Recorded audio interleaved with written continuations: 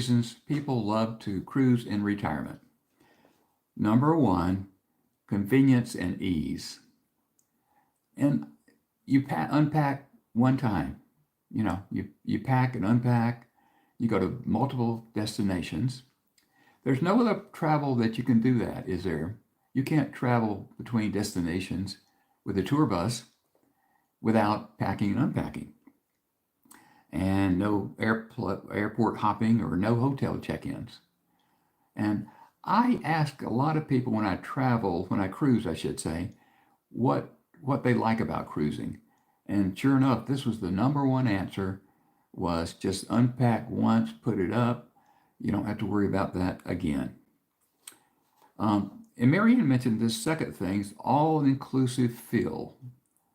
So meals, entertainment, accommodations, everything's bundled together. We're not even talking about money already. We're talking about just ease of scheduling. If you visit a place for a city, if you went to London or whatever, you get a hotel, you're there. You have to research what you're going to be doing, and where you're going to eat, where you're going to what entertainment you're going to see, and that sort of thing. So that takes a lot of time.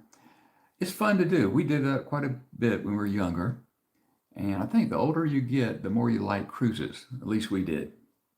So we've done that. We went to different places for a week. Gosh, we couldn't mention all of them. Went to Amsterdam, like I said. Went to London. Where else did we go? We went all over the country, of course. Went to Aruba. We love Aruba. By the way, I usually have a picture of my cat coat back here, oil painting. I had somebody do. And this is a picture we took in Aruba. We love to go to Aruba for a week. And that's the middle of the day. And I took that picture. And I took it to Costco. And when they were still printing. And they did a print on a canvas print. And that hangs in our sunroom. But for here, I thought it'd be a good backdrop to see that. Also, the thumbnail with this live stream was Marianne and myself, probably from the same trip, and had the birds, colorful birds there. And of course, that was a number of years ago. But we did that twice. We love Aruba so much, we went back for the second time. That time we booked that one through Costco the second time. Okay, and it turned out fine. I mean, you kind of get what you get, but you get a good price, and it was a great hotel. I think they're Radisson the second time. It's nice. I'm getting back to the top reasons people love to cruise in retirement. Convenience and ease, all-inclusive feel, social opportunities, easy to meet fellow travelers, ideal for solo retirees or couples who enjoy group activities. Well, it didn't have to be a group activity, I don't think. We just enjoy a cup of coffee. Anybody you run into during the day, you talk to. If you're at the pool, you talk to people. If you're at lunch, especially, you share a table and talk to people. And at dinner, even with open seating, you could either dine two people to a table, or you can sit at a larger table. We've kind of learned not to go at dinner to the big tables of 8 people. I mean, it's just too many people. Maybe I can't hear as good as I used to. And the loud dinner background noise is terrible in my ears. But, we will certainly go with 4 or 6, but 8 is a little bit too much, I think. Okay. Number 5, access to hard to reach places. See exotic or remote locations that would be hard to reach otherwise. On a cruise, you can do that. In December, we just took a 2-week cruise, and I took a hike in Trinidad. I would have never gone to Trinidad. I probably would never go back to Trinidad after hearing the security warnings, but that's another story. I had a great hike. I made a video out of it, so take a look at that. But that's a thing. That's a plus. Is going to places you would never go to unless you were on a cruise. Health and safety, medical facilities on board, well-trained staff, peace of mind, older travelers, all of that stuff. Um, you are going to occasionally get sick. We've had those 30 plus cruises. We only got sick on 2 of them, and one of them was this past December. And we were in Aruba, and it was 88 degrees. We were taking a walk around town, and it was too hot. It was way too hot. Marianne said, "I need to go back." And I didn't listen to her. I started taking photographs. I was following her, and she was going back. And we got back to the terminal, and she actually sit down and was exhausted. And the crew had to come out and pick her up in a stretcher and take her back. Everything was fine. She just got dehydrated. Year before last, we came back from Iceland. Remember that? And we did the whole cruise. This was like a 15-day cruise, I think it was. We went to Reykjavik like 3 days, two or 3 days beforehand. We're around 17 days. We had 17 days. We did the Golden Circle tour, which is wonderful. If you ever go to Iceland and Reykjavik, do the Golden Circle tour. It's worth it. You see the geysers and the, volcanic ash and everything. Hot springs, thermal plants, all kind of stuff. We really liked that trip to Iceland. It was just absolutely wonderful. We didn't know we would like it or not, but we did. And we didn't have to fly nonstop. We flew from Atlanta to Toronto and had a layover and went directly to Reykjavik.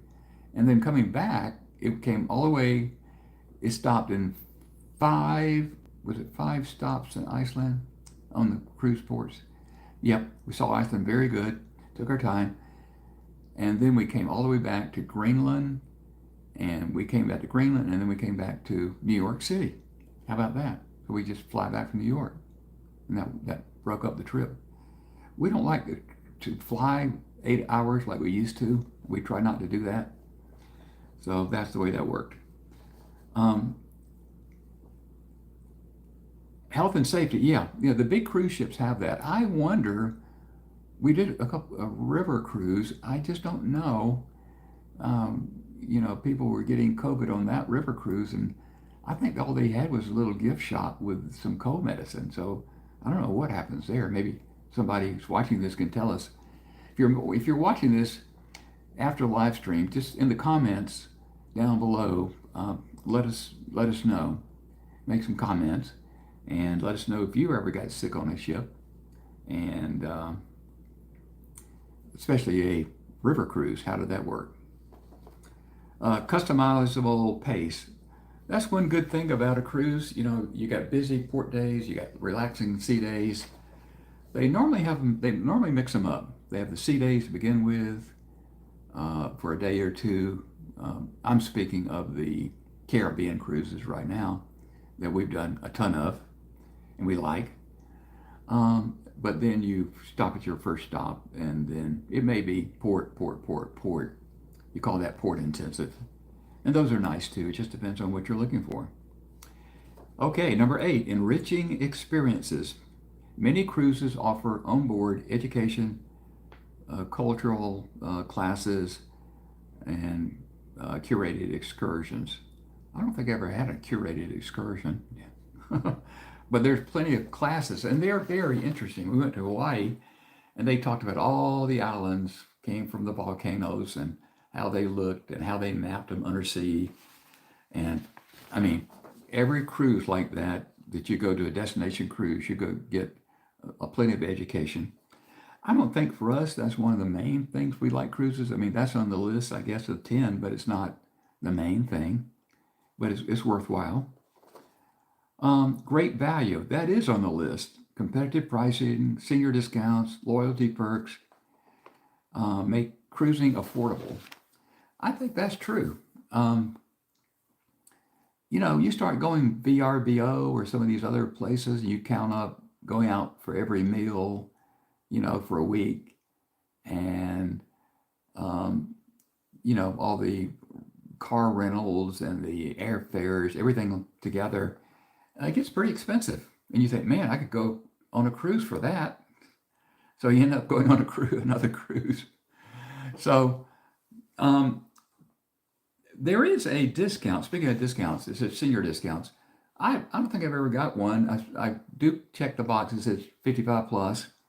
Um, However, we learned that there is a military discount even for retired. I was drafted. I was in the Army 2 years, but still I qualify.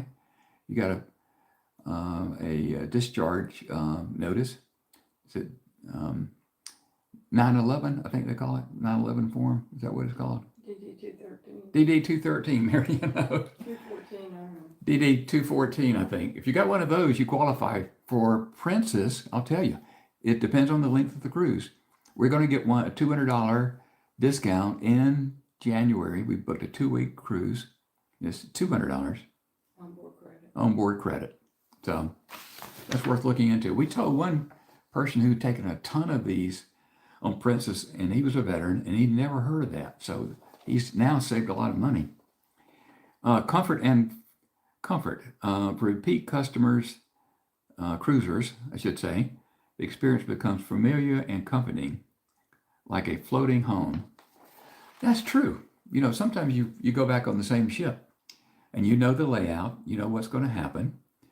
You kind of feel sorry for some of the first-time cruisers sometimes. They get in there and they have no idea what, the safety drill, all the things you have to do to get settled in the cabin, when you can pick up your luggage, when you can go eat, booking reservations. It's quite a busy time when you get on a cruise ship, and you better know what you're doing. If you don't, you'll learn for the next time. How about that?